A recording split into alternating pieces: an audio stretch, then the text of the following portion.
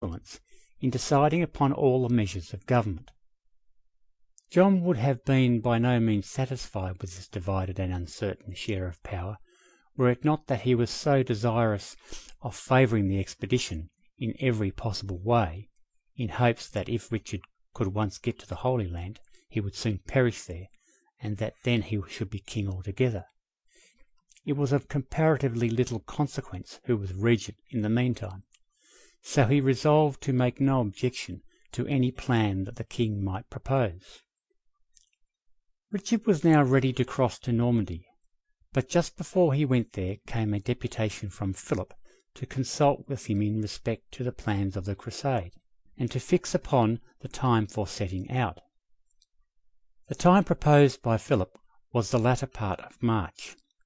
It was now late in the fall.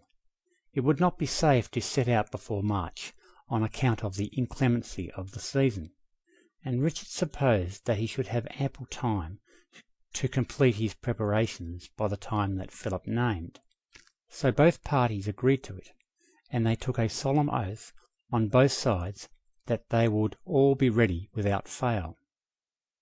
Soon after this, Richard took leave of his friends, and accompanied by a long retinue of earls, barons, knights, and other adventurers who were to accompany him to the Holy Land, he left England and crossed the Channel to Normandy.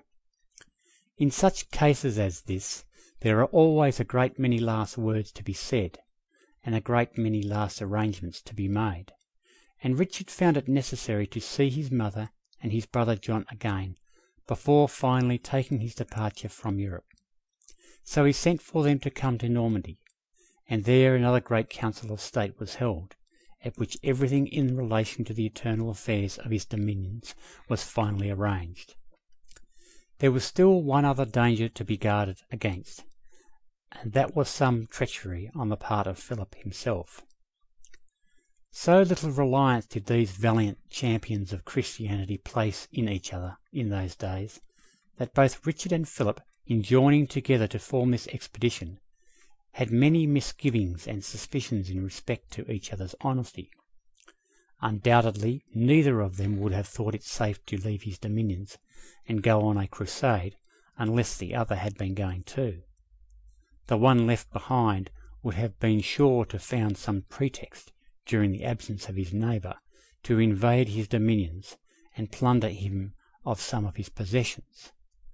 This was one reason why the two kings had agreed to go together, and now, as an additional safeguard, they made a formal treaty alliance and fraternity, in which they bound themselves by the most solemn oaths to stand by each other, and to be faithful and true to each other to the last.